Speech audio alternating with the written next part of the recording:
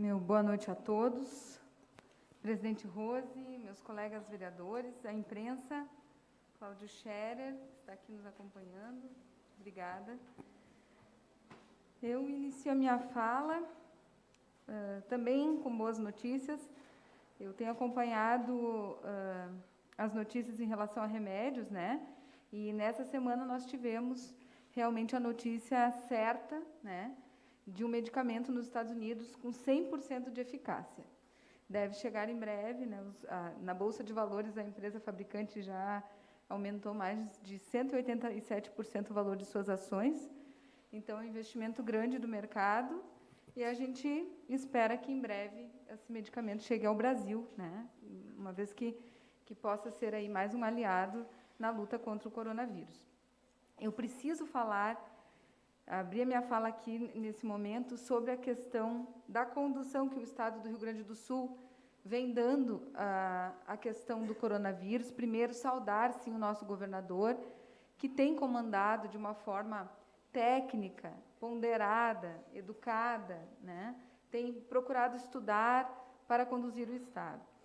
Agora, o que me preocupa, neste momento, e quando a gente fala isso, ninguém aqui está fazendo a guerra entre a vida e a economia, mas sabemos que todos nós precisamos viver e precisamos de dinheiro para sobreviver, né? Nós aqui em Gramado já estamos há 2 meses fechados. E hoje, Gramado está na zona laranja. As pessoas perguntam, mas está na laranja em função do turismo? Sim. É importante que as pessoas entendam como funciona, né? O Estado foi classificado por cores, de acordo com o risco de contágio, né? Então, zona preta, né, muito perigosa, perigosíssima, zona vermelha, perigosa, zona laranja, com ponderação média, né, médio perigo de contágio, e zona amarela, baixo perigo de contágio. São critérios ponderados, o que significa que os itens têm valores de pontos diferentes. São vários itens que compõem os critérios para colocar, né, um município em uma zona, e esses critérios são ponderados. Alguns têm valor maior e alguns têm valor menor. O que acontece é que, na minha visão, né, de tudo que a gente tem estudado, e o Partido Republicano enviou, inclusive, um ofício ao Estado, ao governador do Rio Grande do Sul, pedindo uma revisão da faixa em que se encontra a nossa cidade de Gramado. Embora nós tenhamos, sim, um aumento nos casos, isso já era previsto, nós sabíamos que isso ia acontecer aqui, né, isso já lá no início da epidemia, nós não tivemos, hoje, critérios que considerem, que coloquem Gramado na zona laranja.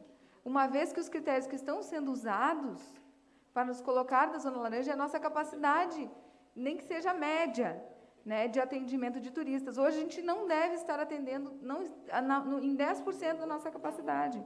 Então, a gente não tem um aumento tão grande assim de população. Fora que a gente teve incremento nos equipamentos de saúde, uma série de cuidados com EPIs, que são também critérios para ponderar a pontuação das áreas. O que me preocupa é que nós, estando, vereadores, na zona laranja, qualquer agravamento dessa situação nos coloca na zona vermelha, o que enseja um fechamento total.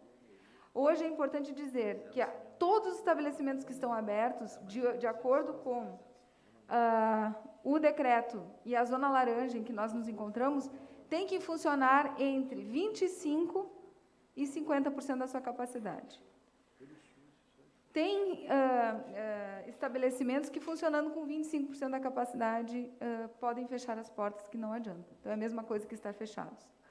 Então, a gente tem que ter coerência, sabedoria para ponderar as coisas. O que eu acredito ser o correto é usar os equipamentos de segurança da forma correta, é fazer fiscalização da forma correta. Por isso que, nesse sentido, eu fiz o pedido de providências ao Poder Executivo. Os canais de denúncia e de consulta em relação às questões do Covid-19 têm que estar disponíveis todos os dias da semana, 24 horas por dia. Eu sinto o sintoma, eu tenho que ter para onde ligar. Eu vejo um estabelecimento funcionando da forma errada, eu tenho que ter para onde ligar. Isso faz parte, não adianta, a gente tem que ter sincronia nas ações, né? Então, eu peço urgentemente uma providência do município nesse sentido. E peço que os vereadores que achem prudente, que a gente venha questionar. Essas faixas, elas são revistas de semana em semana. Se na semana que vem a gente tiver um agravamento, aí sim nos incluam na zona laranja. Mas, enquanto não, estão nos colocando junto com Passo Fundo, que tem 220 casos e mais de 22 mortes. Em Gramado, nós tivemos 5 casos. 2 curados, 3 isolados. Operando uma cidade que é turística, que depende só do turismo, é bom lembrar isso. Essas outras cidades têm outras atividades econômicas, nós não temos. No momento que nossas atividades estão operando com 25%, ou 50% ou nada, nós não temos economia no município. E a gente tem que ver até quando o caixa do município vai aguentar. Até quando o caixa das empresas vai aguentar, até quando o caixa das famílias vai aguentar. Já não está aguentando há muito tempo. É uma questão de sobrevivência, também, nesse momento. Então, vamos ser coerentes. Eu concordo com o distanciamento controlado, mas eu questiono os critérios em que a nossa cidade está sendo incluída. E se os nobres colegas acharem também que nós estamos, talvez, incluídos na zona errada, me procurem, vamos fazer alguma ação. Eu acredito que esse poder legislativo pode ajudar e muito a nossa comunidade, o nosso empresariado e as pessoas que estão com dificuldade de manter até um aluguel em dia ou comida na mesa. Os empregos, que são muito importantes. Eu pedi também... falta bem pouquinho tempo. Eu tenho outros pedidos. Mas é importante. Eu pedi que o município coloque, como tem em Bento, estações de álcool gel espalhados. Isso é uma parceria da Unimed. Eu já coloquei no grupo do Covid e tive uma resposta positiva. Né? O secretário Anderson Bueira já entrou em contato com a Unimed e com a empresa que produz esses totens de álcool gel e vai liberar. A princípio, a notícia que vai liberar pela cidade. Eu acho bem bacana para que a gente tenha mais higiene. Eu volto nas explicações finais. Reitero os cumprimentos. Então, eu gostaria de falar mais um pouquinho sobre essa questão das zonas, né? Em que nós estamos na zona laranja. O que é importante para o município? O que é importante dizer para a comunidade também? Obviamente, quem não precisar, não sai de casa. As pessoas vulneráveis, fiquem em casa. Os idosos, fiquem em casa. E a população, o resto da população que precisa trabalhar, aí vamos pedir o suporte da prefeitura. É isso que a gente tem que, nesse momento, eu acho que a maior ajuda que a prefeitura pode dar para a comunidade e para os turistas, os visitantes, e para os empresários, é dar o suporte no sentido da fiscalização, da implantação dos protocolos, né? Eu já dei várias sugestões. Essa questão dos totens de álcool gel, a questão da realocação dos CCs e dos servidores públicos que estão fazendo home office para fiscalizarem se os restaurantes estão mantendo distanciamento nas mesas, fiscalizarem se os hotéis estão fazendo os protocolos, se as empresas que estão abertas estão cuidando. A gente precisa disso para que funcione direitinho. Testar as pessoas, fazer os testes, que a gente já pediu aqui a compra de testes, isso é importante, né? Para antecipar o diagnóstico, isso é muito importante, esse suporte é fundamental. Eu tenho que parabenizar o Bira, então, pelos equipamentos. Bira, que bom que chegaram esses equipamentos agora, com as tuas emendas. Muito importante a tua visão aqui de médico, nos ajuda, do Vonei também, que já trabalhou com a saúde, nos dá um norte sempre como destinar, né? Parabéns, obrigada. Parabenizar também o Renan, que foi lá com o Grupo Viva, né? Tá horrível a seca, eu fiquei bem triste de olhar aquelas cenas, mas parabéns pelo trabalho. Comunidade, vamos nos conscientizar, economizar água, né? Cuidar os gastos. Tem que falar do loteamento Carazal, gente, que não foi entregue ainda. Eu estou fazendo um pedido de informações. Mais ou menos das informações que eu tive, que é a Caixa Econômica Federal, que está segurando lá os empréstimos para as pessoas em função dos declives dos terrenos, enfim. Mas eu quero informações melhores, porque a comunidade está bem aflita, está tudo parado na Caixa, e o loteamento Carazal está lá estragando e servindo de local para algazarra, porque as pessoas estão usando, né, para se drogar.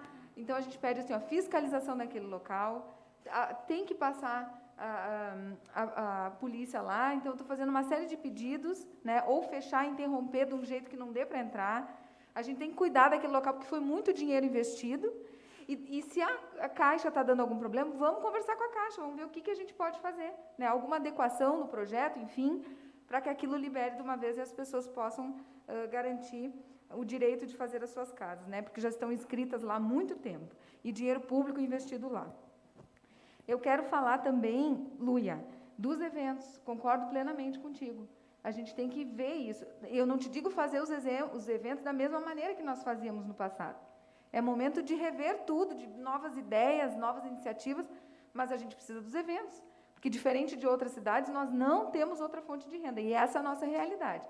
E o governo do Estado, quando ele nos olha, ele tem que enxergar a nossa realidade. Ele não pode nos botar junto com outro município que tem outra fonte de renda, né? Que estão classificados até como essenciais. A gente tem municípios que trabalham aí com agricultura, com outras coisas que são essenciais e continuam trabalhando. O município continua recebendo, as pessoas continuam recebendo, nós não. Então, o nosso olhar é diferente e cabe ao poder público dar a estrutura necessária para que isso aconteça de forma gradativa, correta, preservando a vida e a economia.